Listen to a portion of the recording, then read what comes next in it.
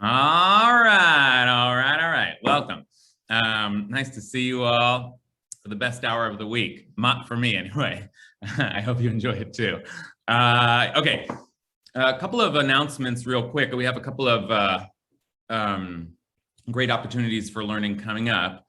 One is just tonight. Tonight we continue. We've been doing a DEI, diversity, equity, and inclusion speaker series, reflections on those themes and how they might apply and implicate our community. And tonight we are looking at disability inclusion and hearing from a real expert on the topic who also happens to be a beloved IKAR member, but recent, it's like the expert moved to town, and that's Matan Koch, who is a vice president at Respectability, which is an organization that thinks about these issues more broadly. But Matan happens to be like a rabbi's kid and is knows the Talmud and is it's going to be a really juicy, Jewy tour through the topic.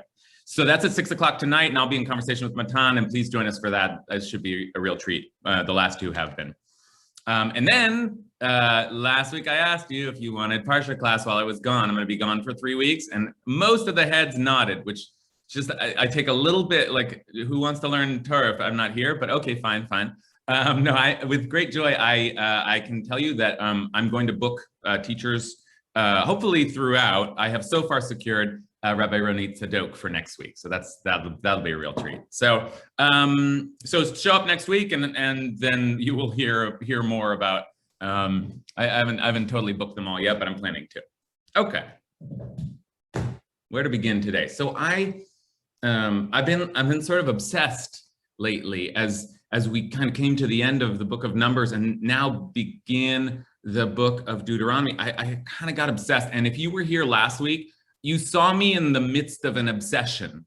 That is, I think last week, it was a deluge. I just was throwing texts at you one after another, because we were kind of going in, trying to get the backstory on the Midianites. The Midianites who suddenly at the end of Moses's life, he's told to kill, annihilate, so much so that when they don't kill the women and children, Moshe gets angry. And it was a disturbing scene. I mean, part of what we were dealing with was just this unknown genocide. We talk about Amalek, but we don't talk about the Midianites. Anyway, at the end of that class, I said, and this is the reason that I'm so obsessed lately. I said that it's it's like sort of some kind of strange human truth that you always hate the ones that are closest to you.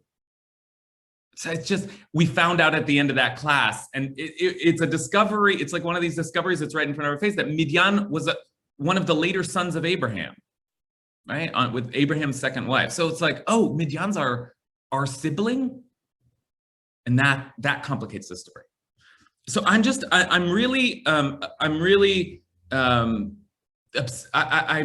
consumed with this theme as it moves through the end of the book of Numbers and now takes us through into the book of Deuteronomy, because this is the moment where the Israelites are starting to think about conquering other nations, the 7 nations they will conquer when they get to Israel. That's a pretty fundamental part of the story, and it can be ethically difficult for people to wrap their minds around, but there it is. The Midianites is a sort of related, but this is before they even went to Israel to conquer that whole region. Okay, but good news today. We're not just going to have more annihilation coming your way. This week's case is a different case, because it is someone that we are commanded not to attack, not to conquer, not to take their land. Okay, and so we begin to see there are all kinds of local tribal relationships with very different dynamics, and the way the Torah sets them up, there's always a backstory, and it unfolds for you. If you start to explore, it unfolds for you it's a little bit like a flower unfolding, except that when you see the whole picture, it's not necessarily perfect. It's like it's still there's still a lot of mystery involved. The Torah sketches out a picture and leaves us to wonder what are the implications here. So that's what we're going to look at. We're going to dive into today as we begin the book of Deuteronomy. Exciting new book of Torah. Okay, let's say a blessing to sanctify our learning. Baruch atah Adonai Eloheinu melech haolam asher kidshanu b'mitzvotav v'tzivanu la'asok b'divrei Torah. Okay. Here's your source sheet for the day, and we're gonna I tried to learn my lesson last time. Like, it's just bad teaching, I believe, to just like hurl all the texts that you've been thinking about over the last week at a crowd, one after another, and that's definitely what I did last week. I just couldn't help myself. Tried to trim it down this week, but we'll see. I'm gonna try not to move too fast here, and there are layers, so again, we'll get as far as we get. It's a little more manageable than last week, and I literally cut out half of the class last night. Okay, so be patient with me. I'm obsessed. Okay, so let's take a look now at this first text in Deuteronomy, the way that Deuteronomy starts. And we're going back to Goat Mountain. That tune, by the way, was the Mountain Goats. So if you're looking for those connections. Okay, so we're going back to Goat Mountain here. Let me go to my source sheet view. I like using the editor's view. Easier to manipulate. Okay, so this is how Deuteronomy starts. And it's like sets the stage like ancient texts do. There we were in the plains of wilderness of the Arava, and all the places. Okay, these are the words Elah Hadvarim Asher Diber Moshe that Moses addressed to all Israel on the other side of the Jordan. Through the wilderness, in the Arava, near Tzuf, near Paran, Antofel, Lavan, Chatzerot, and Dizahav. Okay, and then our mystery begins actually in this second line, and as we read this second line, it'll be virtually incomprehensible. In fact, the commentators struggle to understand why this is here. The next line in Deuteronomy is Echadasar Yom Michorev Derech Har HaSeir Ad Kadesh Barnea. It is 11 days from Horeb to Kadesh Barnea by the Mount Seir route, by the way of Mount Seir. Now, don't worry, you're not going to have to do too much like geographical thinking here, but let me just, because it kind of pops up there, and the commentators wonder, why are you telling me how long it takes to get from place to place? One of the classic answers is, oh, Horeb is Mount Sinai. Kadesh is one of the last stops on their journey. So it only takes 11 days to walk from one to the other, which is not a short walk, but they walked for 40 years. So the classic midrashic understanding is they just went around and around. They're in that desert that didn't take 40 years, and they're just like spinning, right? And that's a good image to have in our minds. But for our purposes, it's actually the places matter. So let me just put them on screen one more time. The places are Horeb, that's Mount Sinai. Kadesh, that's the last stop before, like one of the last stops listed in the itinerary in the book of Numbers, and you go through Mount Seir. Okay, fine. That's how Deuteronomy opens, and that's all we need from there. But just there's a route as you're heading away from the desert into the place you're trying to head towards, and Mount Seir is in the way. Okay, that now brings us to the second chapter in Deuteronomy, and this is really going to be our core text for the day. The second chapter in Deuteronomy, Moses, after talking about some of the early history of the Israelites, let me say one thing here, actually. Let me interrupt myself and say the most important thing that I could say during this hour. The most important thing for your Deuteronomic pleasure, which is that Deuteronomy is the speech of Moses. The whole thing, almost the whole thing. In fact, we saw it start, and it wasn't Moses initially, right? These are the words that Moses addressed. And then in verse 6, Moses undertook to expound this Torah, and he said, that's Moses. Here he is, Moses talking. That's an important literary analytical device to keep in mind really strongly, because anything we read in Deuteronomy is coming through Moses. Moses actual, character Moses, however you want to think of it. The story is written as if now this is Moses talking. And that's, first of all, that's just theologically mind-blowing. Because the whole thing is like God's book. What's the point? And then the fifth is just this guy started to add some stuff. I mean, it is Moses, but okay. But the point of my mentioning it now, and the function of this as a literary tool is to remember that Moses tells things differently sometimes than we saw them. Moses has got a version here, and he's got a message, and he's got priorities, and he's got new laws, and he repeats old laws. And so looking at the Torah through the eyes of they call this Mishneh Torah, the second Torah, because it's like Moses's recount of the Torah. Okay. So with that in mind, Moses begins talking about the last part of the journey and how they were, in this phase that we've been talking about where they're doing this last conquering and they fight the king. Maybe they fight the king of Og and they fight the king of Sichon. These are famous fights, okay, as they head towards this last section of the journey. And then, okay, so here's where we begin our real exploration today. We have to tack on the last line of chapter 1. There's disagreement on how to divide these chapters. We need this last line because it says, thus, after you had remained at Kadesh all that long time. Okay, so they're at Kadesh, one of the last stops in the journey. And they stayed there for a long time. This is like Yamim Rabim Kayamim Asher Yeshavtem. It really emphasizes it. Really, really, really, really long time. You really stayed there a long time at Kadesh. After that, we turned and journeyed back into the wilderness. Now, that's interesting, right? Like they're from Mount Sinai to Kadesh and then kind of backwards, back into the wilderness by the way of the Sea of Reeds, as the Eternal had spoken to me. And we skirted around Mount Seir a long time. Vanasav et har Seir yamim rabim. Okay, there's where the mystery begins. What are they doing? They're circling the mountain. Now I want to just like parse this out because the translation that I had was they skirted around the hill country of Seir, the hills. And I don't know if that's a better translation, but it does say Har Seir, Mount Seir. That's the actual phrase. Okay. And the word Seir, as it happens, also means goat. Okay. So that's where Goat Mountain comes from. Okay.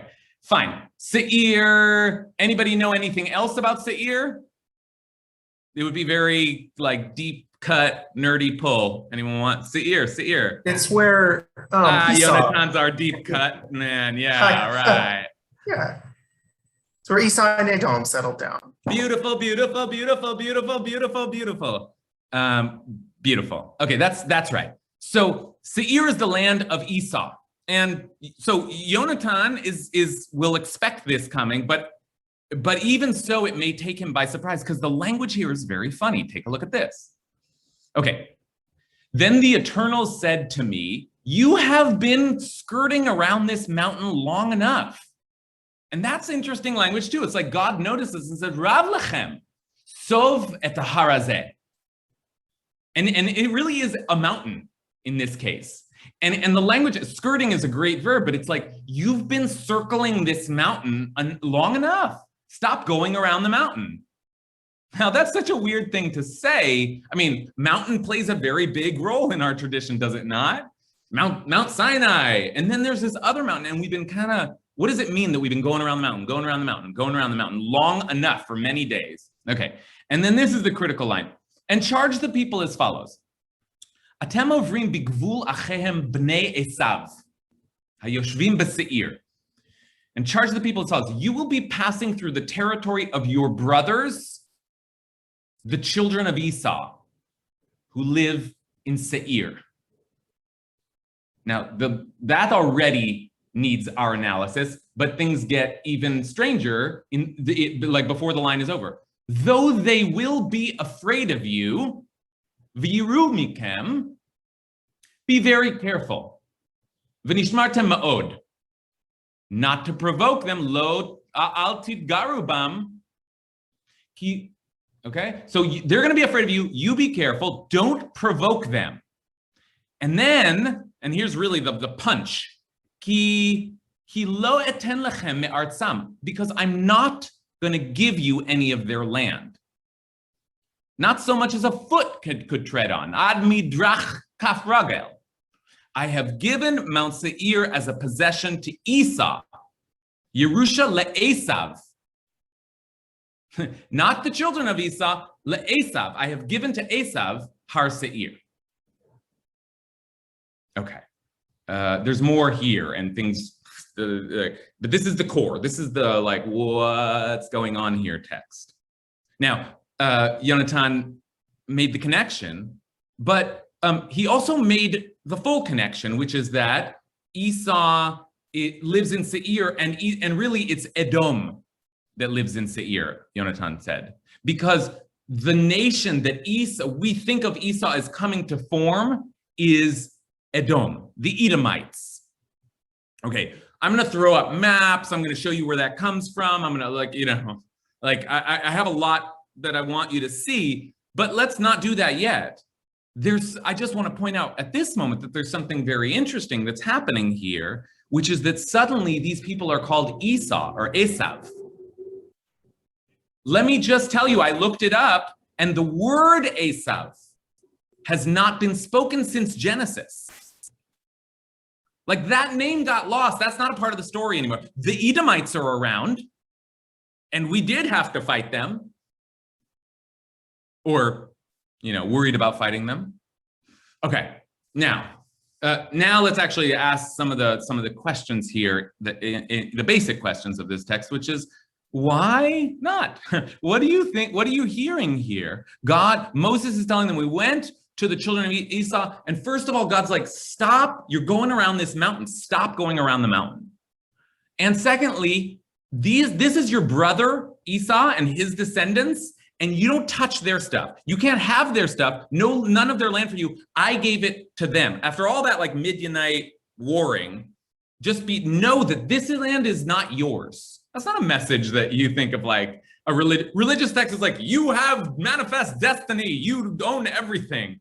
But no, in this case, you don't own this land. So let's just pause here and just hear like, what is going on? And what one thing maybe I'll just do is read the rest of just that text, so we have a feeling for what happens there. And then I'd like to hear what people think is going on in the mind of Moses, right? Moses recounting something. But okay, don't take any of I will not give any of their land. I've given Mount Seir as a possession to Esau. What food you eat there, when you go through, you shall obtain from them for money. Give them money for it. Even the water you drink, you shall procure from them for money. And the repetition is so striking. Look at it in the Hebrew here. Me'itam bakesef. Me'itam bakesef. Like, it's important that you are fair and square and pay them. Okay. Indeed, the eternal God has blessed you in all your undertakings and watched over your wanderings through this great wilderness. The eternal your God has been with you these past 40 years. You have lacked nothing. We moved on then, away from our brothers, the children of Esau, who live in Seir, on the road of the Arava, coming from Elat and Etzion Gaver. And we turned and journeyed on in the direction of the wilderness of Moab. Okay, so they left. They left. And it's not so clear what happened there, but they left and they took God's very clear second chapter of Deuteronomy opening injunction, don't mess with Esau. Wow, I haven't heard about Esau since the days of old Genesis, when Jacob and Esau were the classic sibling rivalry. So what's going on? Allison Goldman, can you start us off? Yeah, so my first thought, which now I'm second guessing a little bit, is that I think it's really interesting that we have these boundaries set up right away. Like when I think about Judaism, I often think about like separation. So like you can have this, but not that. You know, there's the week and then there's Shabbat. Yeah. And I thought it was interesting that it's not just that you can have whatever you can take, you know, even though there is a reading that one could take, I think, of the Torah, especially prophets, which is sort of like might is right, you know, that they win the land by force. But here we have this really interesting thing that's where Moses is saying, it's not that. It's not that we can just come in and do whatever we want just because we can. There's a sense of, I guess, right and wrong. This is for you. This is not for you. Great. That's right. Thank you for that. Because that's the obsession, right? Like what you're talking about is some of the dynamics of this thought that I keep, because when I say obsession, I just mean I suddenly realize that this is a major concern in this moment in the Torah, and frankly, it's in some ways the primary concern of the book of Genesis, which is like there are all of these different relationships that we have to different peoples. Now, I want to start with Allison's insight, which is that there are different degrees. You don't have unlimited conquering rights, like you don't have unlimited eating rights. We've talked about kosher in this, right? Like a lot of the way this Torah's moral ethic works is, yes, you can do some things. No, you may not do some things. Learn to distinguish and control. So that is true. And that overlays nicely onto this thinking that I've been having about what is Esau to us? And what is Ishmael to us? And then what is Midian to us? And where is Moab in that? And where are the Ammonites in that? And then, of course, where are the Jebusites that we're just going to go in and conquer and kill? I mean, where are the Amalekites? Because the Torah's account of that is that this is deep, deep, old family stuff. Now, I think, let me just say this, that and I want to welcome this interpretation in our group, that a more historical account of this kind of storytelling is no, the tribes already existed and we made up stories about the way that they were brothers in the past. So that's an interesting take. I'm not sure which account makes more sense, but one way or another, I want us to deal with this idea that we are processing our relationships to the peoples around us by thinking of them as cousins, siblings, right? And of course, let me just say at the outset, I'm not a person who is going to who's going to talk about like the Israeli-Palestinian conflict throughout my Parsha class, but I'm thinking about it, right? Like I'm thinking about the way that our greatest enemies in the world right now are the people who are the closest to us of anybody in the world. And Muslims, there's like almost Jews, I feel like. There's no one close. They keep law, you know what I mean? And the idea that we are like at odds, and part of it is land, right? And part of it is claims and family rights. And so I am thinking about it because maybe there's a kind of deep problem, but also deep truth here. Okay. David Kurtz. So this really hit me with Balaam, that story, and it's even more profound in this. And I've read this Parsha before, so spoiler alert, but this is just the first of many instructions from God of what land you can go through, who you can talk to, what you can do. It's the first of many. So what we have here, I've often thought, God, we have our story, we have Torah, and we have our story, but there's other stories going on here, and obviously God is a big part of those stories. God has seemingly covenants with some of these other people. So that's kind of where I go with this. Thank you. That's such a crisp and succinct way to put a very big idea, which is that these are not, it's like very easy to fall in the language of like tribalism, heretics, the others are sacred. But actually there's a consciousness here that a lot of people are in touch with God. Our God, a lot of people know, and a lot of people are ethical, and a lot of people, although we're not sure actually. And Bilam, the prophet Bilam, is a great example. Praise to Hashem, right? Like every little school child in Borough Park, like praise to Hashem, right? So that's a weird thing. Like, and there's where is Bilam? Bilam is taken from the land of Abraham, Padam and Aram, and he's going to help the Moabites, though he's not a Moabite. And then after that, the Israelites get in trouble with the Moabite women, but actually, was it the Midianite women? Like, there's also a kind of a blurring of like lots of different tribes swirling around, and some of them seem tapped into our same frequency, and some of them are off, and some of them are our enemies. And that's a wild world to have to navigate. So that's part of it as well. Alexandra Goldman. My read on it is pretty simple and maybe overly so, but I'm enjoying it. That it just sounds like a mom or a dad talking to siblings who don't get along. Like, your brother's afraid of you, be on your best behavior, go visit, like, you're estranged, but just go visit and be your best and be on your best behavior. And a relationship is worth maintaining. And that, yeah, you have a path, you have a plan, and your brother's not really part of it, but this is a relationship worth maintaining. Just visit. And just as a sort of a little lesson, like, siblings sometimes do become estranged, and it's worthwhile to maintain those relationships. If you're nearby 11 days walk away or whatever, just like stop by and say hi. Okay, but be wonderful. on your best behavior. I love that reading, Alexandra, because Alexandra is bringing us back to the moral message of this text. Because Moshe, who is teaching this story to us, is teaching us a moral lesson. It's right there. It's not like too hidden. It's like, this is your brother. Well, you've never called him Esau. You call him Edom.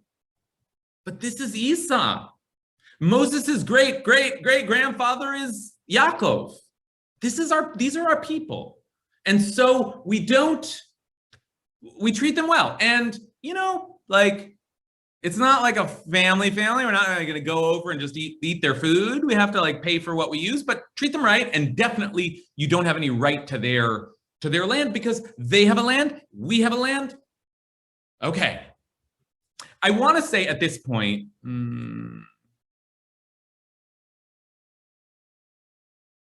no, you know what? I don't need to go there. I was going to give us a little bit of like the history of some of these names. We don't need that yet. No.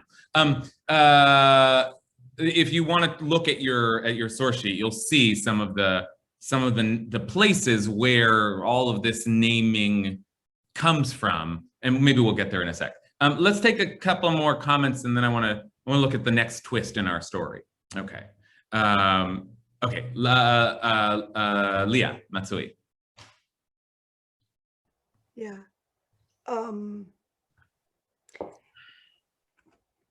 Moses does not have that much time left. He's at his last chance. We are at our last chance to really be with him. Esau and also Ishmael, although Rabbi, you just said, these are our brothers, we treat them well, but we haven't treated them well. We treated them shabby, actually. And we have a bad taste in our mouth. And if we want to clean it up, this is the opportunity. We're not going to get many more. So yes, I want to go back and see that Esau is respected and his people, the Edomites, are respected. And Ishmael also left to die in the desert, but didn't. Good. His descendants are treated well. I want to see that. I find it very satisfying. Okay. Then you want it, you got it. Because I want to like at least explore in that direction. I didn't plan to do the class in this way, but I really want to take up Leah's point here and in some ways jump a little bit backwards, because Leah reminds us that, okay, we're rooting this in a story of brothers, but it's a bad story of brothers. And you know what? We're the bad brother. We're the bad brother. we're the one that tricked our older brother and stole from him and then ran away for 20 years and avoided him, right? Okay, so let's do some of that work because that work is really interesting. And I want to just give us the material we need to really think deeply about what that ancient trauma is as Moses sees it, right? Okay, so let's take a look here. Let's go back into the source sheet. I want to just do that. I'm going to do some of this quickly. And just to remind us what I was just saying, where do these names come from? Well, let's go back to Genesis and just sort of, let's track Esau, Seir, and Edom. Okay, Rebecca, the great matriarch, is about to give birth, and she gives birth to twins. The first one, the Yetzer Rishon Admoni, first one emerged red, like a hairy mantle all over, like as if he had some kind of hairy cloak. And the word for hairy is Seir. Seir. Now, that sounds like, oh, that's just, that's a cute connection, but is that really the connection? But it gets repeated. Later, Jacob will describe him as Ish Sa'ir, a hairy man. So that when he goes to dwell in the hairy goat land, that's okay. That makes there's some way that the story is being told here to have an echo. But they named him Esav, which literally means done or like cooked, like he came out all cooked, which is a cute name. And then there's this story, and there's a couple of stories of betrayal, right? We probably have heard them. This is classic Parsha stuff, that when, first of all, Esau was famished one day and Jacob sold some food to his hungry brother in exchange for the birthright, right? And when that happened, Esau said, hey, give me some of that red stuff to gulp down, for I'm famished, which is why he was named Edom, because Edom means red. The Torah's again playing around because he came out red. They could have named him red back then, but instead they named him hairy, right? And so, but all of these names come into play. There's Edom, there's Seir, and we see this play out again when we see the line of Esau. This is the line of Esau. This is much later in the book of Genesis. That is Edom, right? Same. And Esau settled in Mount Seir. Okay, so all of that stuff, which we just heard about, yep, that's right, that's their territory. I must say, I don't know that God gave it to Esau. It doesn't say that, but that's where Esau settled, and it connects to his name. And okay, and I've mentioned very quickly, but just because they're such classic stories, I'm not going to go too much further, that Jacob is the person who took advantage of his brother when he was hungry and purchased a birthright from him. That's money. And then lied and pretended he was Esau before his father to get the blessing from him. That's a second trickery, and that's the one that really devastates Esau, so much so he wants to kill Jacob, and Jacob is gone, has to flee. Now, this is wild stuff, but look at this. Jacob flees, he's gone for over 2 decades. Then he decides it's time to come home. He has the dream of the fight with the angel, right? And then he's spiritually ready. He comes, he's got a family, he's got 4 wives, he's got 13 children, he's heading, and then Esau starts coming, and he's got 400 troops in tow, right? And it's gonna be they're gonna be annihilated. No, Edom has always been more powerful than us, always, right? So part of this dynamic is Edom has always been more powerful than us, and Jacob's scared. And then instead, remarkably, did the spiritual preparation work. Instead, they fall into each other's arms and embrace and cry and kiss. Great, ancient Mediterranean masculinity there, weeping on each other's shoulders. And then Esau says, you know what? We're good. Come with me back to Seir. Come with me back to Seir, and let's be brothers again. Let's hang out again. Take a look at this. So you see, I didn't think we were going to get here, but I think Leah's comments force us to go in this direction, and it's a good exploration. So Jacob gives Esau all of this offering, this tribute, and Esau says, "What do you mean? Why why do you give me all this stuff? And he says, well, I wanted to gain your favor.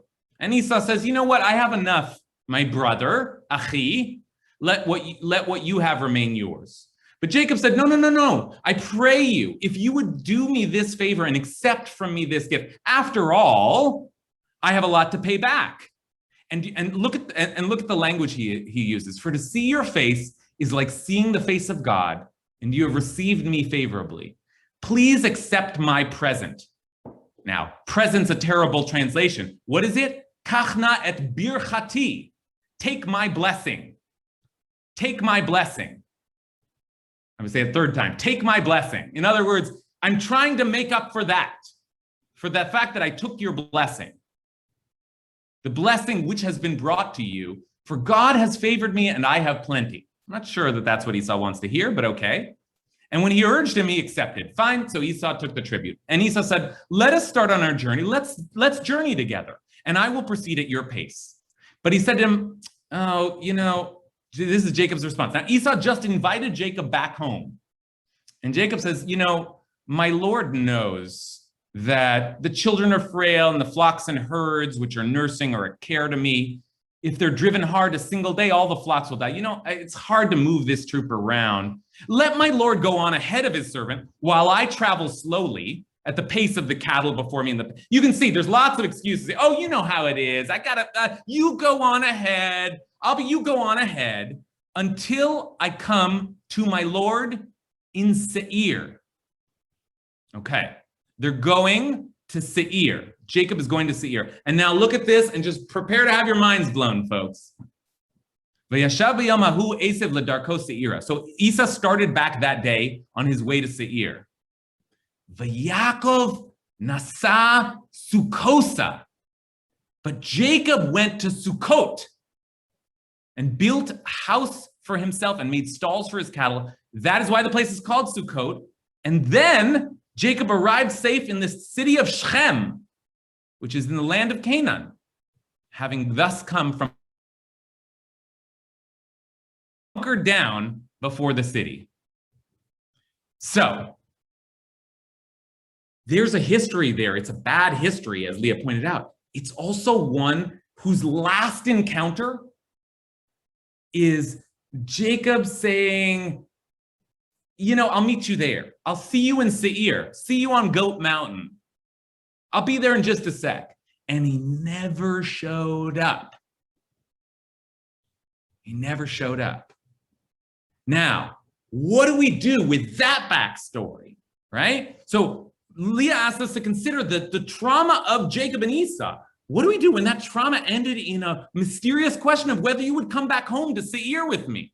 Okay? Who wants to speak to this? Who wants to speak to this? I see hands up. Are they from before? Who wants to speak to that? Who wants to take us off? See hands up. I see Matt Silverstein's got a hand. Are you ready? No. No. Kathy, sure. Oh, Matt. Okay. Matt's gonna take us off.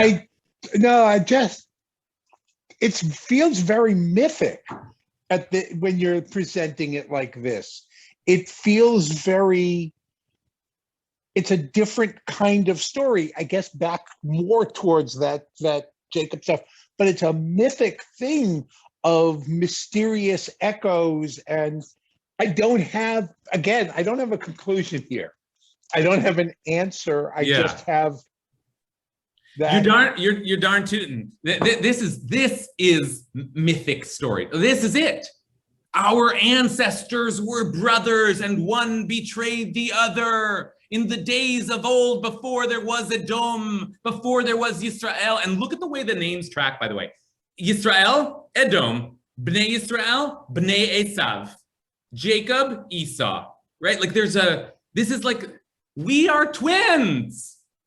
We are twins. Like, it's like not like, oh, we're related. The point of this whole story is we're the same. We're there together. Which one of us will be God's elect? And in Deuteronomy, Moshe's saying a little bit like, well, both. I mean, both, right? Like God didn't not care about Esau, right? Nah.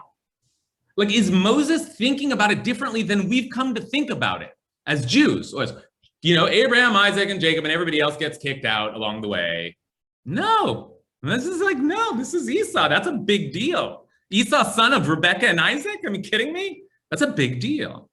Kathy Kobayashi, I see your hand is in a different box. Kathy can reach her hand over to the other screen. Well, a couple of things. I guess really, I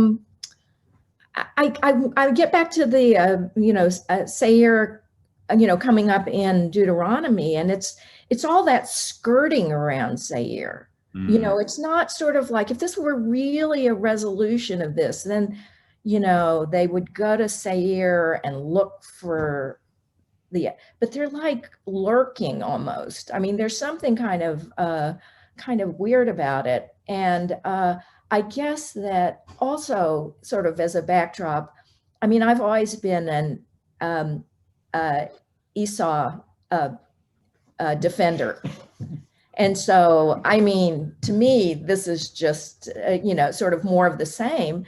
And I'm sort of going, wow, okay, are we coming to some sort of finally a vindication of Esau? But I know that that's not the way the commentary goes. I mean, the commentary sticks against Esau the whole way. So I'm sort of like almost building up my hopes, here. Here's the children of Israel, like I say, kind of even lurking at Seir.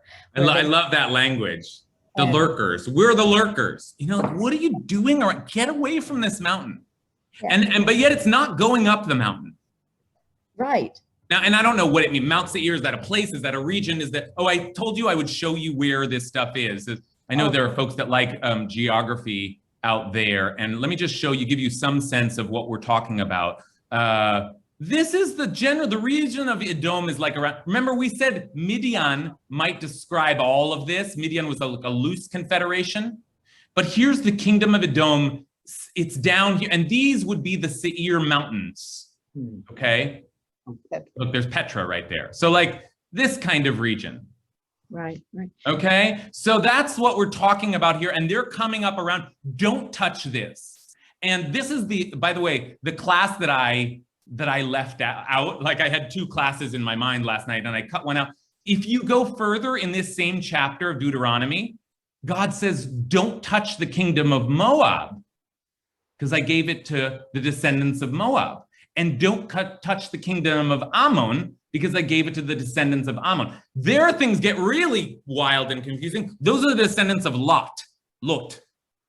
Okay, that's a different class. So we're like, but just so you know, it isn't just that Esau's the exception. There are lots of familial relationship. Moab, that's like an enemy of ours. And yet still, don't touch them. That belongs to them. You can't have their land. Okay. Kathy, I see you wanted to follow up. Yep. Yeah, one question I had is Seir related at all to Seor? To the leavening and right. The leaven in the bread. Has to be avoided at all. Yeah, and it's another one of those distinctions. Or a little weird. Spell Seor. I feel like there's an olive in it, actually. Yeah, no, I don't know. Anyone know? Is it related, Jonathan? Yes. John's our Hebrew. I don't know if it's related, but it's an ion. It's an ion. Okay. All right. So that's interesting. But, that's interesting. One wonders if it's like, the rising, the sprouting forth or something there. Yeah. Okay. But it's also Seir or something we're, supposed to avoid, the separation. But in fact, most of the year we're eating it, right? Most of the, the big. Right. Okay, that's a little, let's like pinch that one because that takes us off into Passover and we'll be here. We'll be here all month. But let's see if we can sneak in a few more comments before we take our last turn. And I see Ari's got a comment. Yeah, it's an amazing, thanks for walking us through that. I just two related comments. One is I'm struck by same with modern Israel, Palestine, this whole region, how small it is, right? Like this is all, tiny little places where everyone's sort of a brother or a cousin or whatever. And they're in between really big places. They left Egypt, which is like an empire. And, Abraham left Mesopotamia, which is an empire. Those are really cosmopolitan, huge places. And these are sort of backwards little, that's Goat Mountain. He's a farmer, he's a herder, right? Like think of the size of what the Egyptian city must have been like versus any of these places. Right. And it's not just that it's backwater. I mean, right? Like this is, no offense if anyone's Kentucky. This is like when elite liberals make fun of, West Virginia, or, they're all related and they're like, they're farmers, and they have these feuds, Hatfield McCoys. It's got this sort of like really kind of, in a cool way, backward sense. And then I will, again, no offense to Kentucky, but just one other thing about the brother relationship, right? Like we took that Esau, Jacob as well. They had a sort of bad breakup, or bad, it was definitely awkward, but I wouldn't say it was bad. Like if you can compare the other brothers around, it's better than Cain and Abel. It's better than Isaac and Ishmael. It's better than Moses and Pharaoh, who in some senses are brothers. It's like it's a respectful, sort of awkward, sort of growing apart relationship, which is, I think, reflects what their relationship is with the land itself, right? Like, oh, they have their place, we keep and there's other ones where the relationship is like really bad. So that's like, it seems like as good as it gets. Yeah. Okay, that's beautiful. And again, I can't, like, that's a great like mapping that you've done for us, Ari. And I can't help, I start to obsess again, like, right. This is such a massive theme.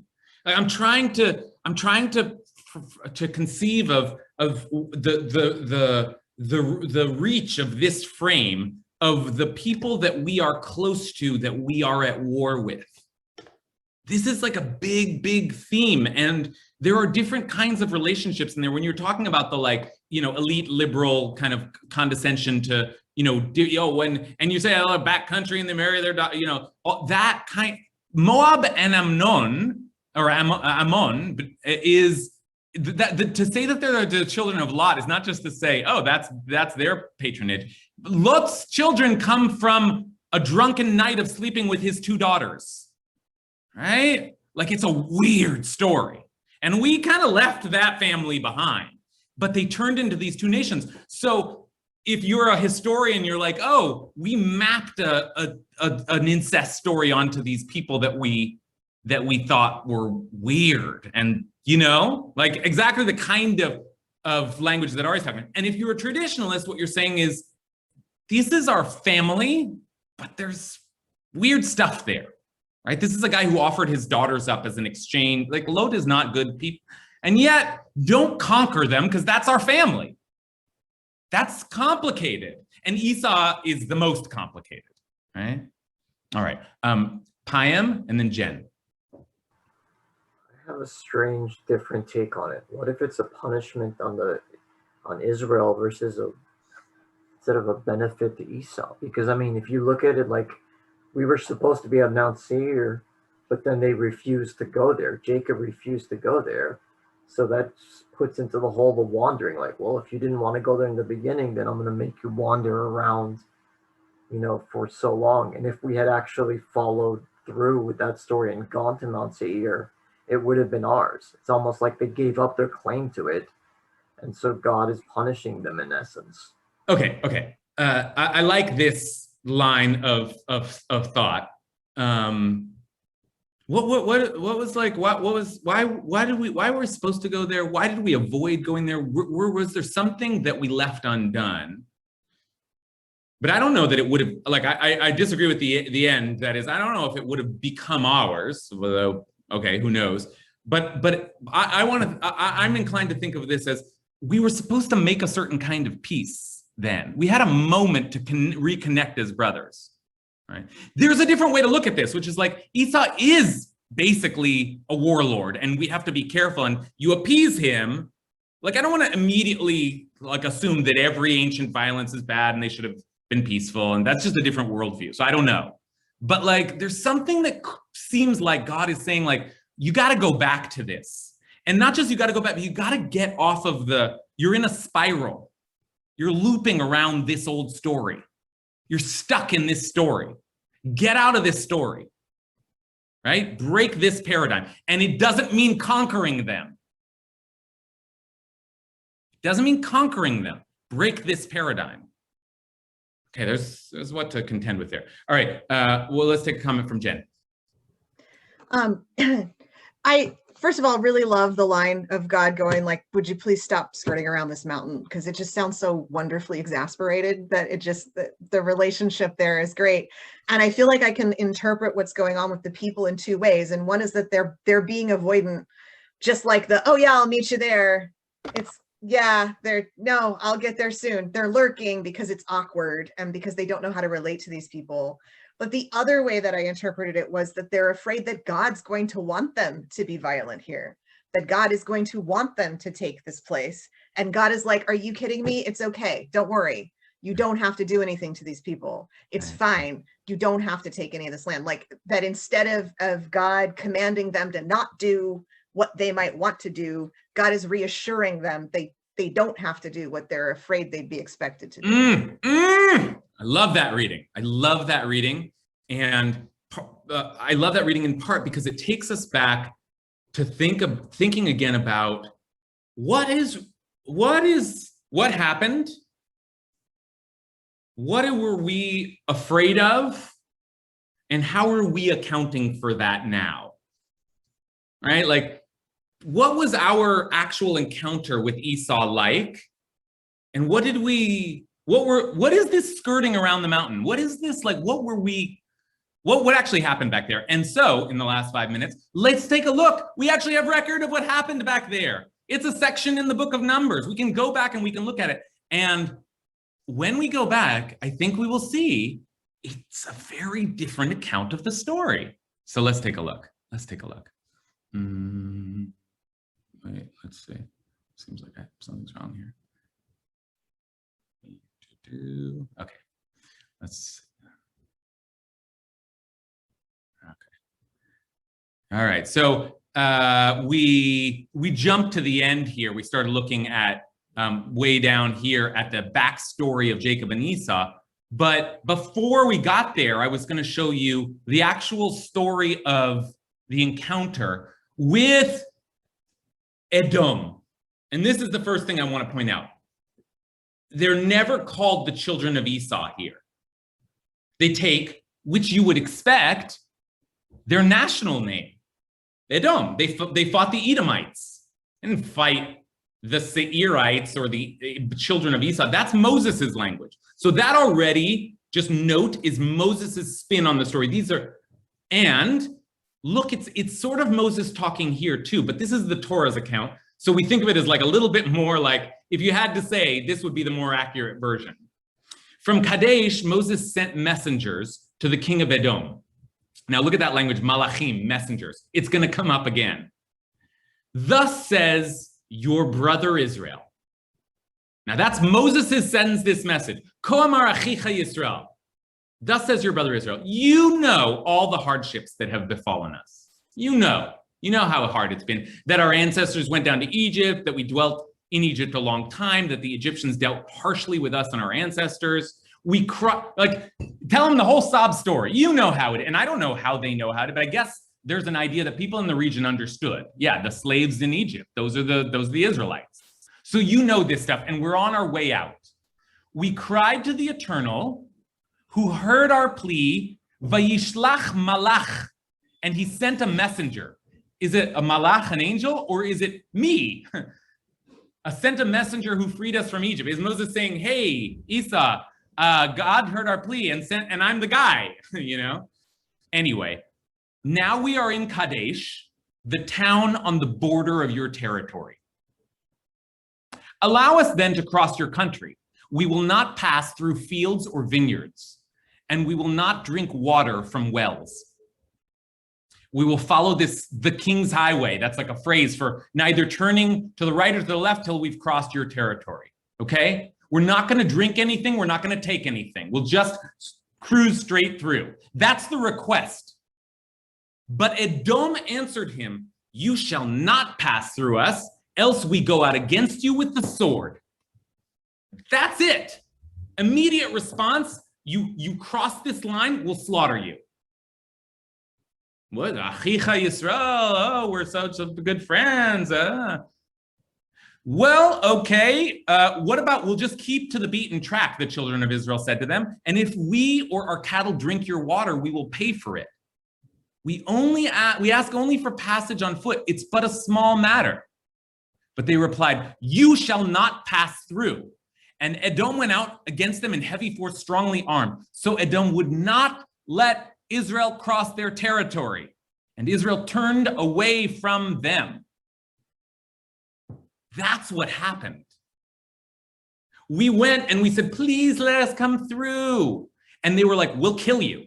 And they're like, we just want to get some, and there's some worry there about stuff and money. And remember, now Moses' account is that God commanded us not to take anything, but to pay kindly for what and then to move on and leave them alone. Now, what is that? I was talking to my cousin about this last night, my cousin who's the Chazan at Nefesh and really just a brilliant guy in general. And he said, oh, I get what, this is how Moses remembers it. Like they went to Edom and Edom's like, get the heck out of here, we're gonna kill you. And Moses is like, God says we must leave, but maybe that's how a prophet works. Like, oh, I see the message. I see. We were being aggressive but these are our brothers. This is family. Now, that's just one read, right? And we're at time. So, there are many other reads, but we have to account for this. And we have to do this again and again in the book of Deuteronomy to think about what is Moses doing as he stands before a nation of Israel, right? Mostly new Israelites, right? A next generation. And he's trying to give over a story and to give the core messages. What's important for them to understand? What does the Torah want us to understand? But what does Moses want us to understand, right? And it may be that Moses has got some new take on it. Moses is trying through his language to formulate the history in such a way that it isn't just an ongoing war, but actually some recognition of brotherhood, right? Of family. Like there's something. There's like a glimpse of something kind of beautiful happening here. But again, it's hard to say that because everything is still so mysterious and untangled. There's a lot of history, lot of backstory to unpack here. So with that, thank you all for your Torah today. I will miss you. I considered doing this class even on vacation because I basically like it more than anything else. I think I have to take vacation. So I will see you 4 weeks from today.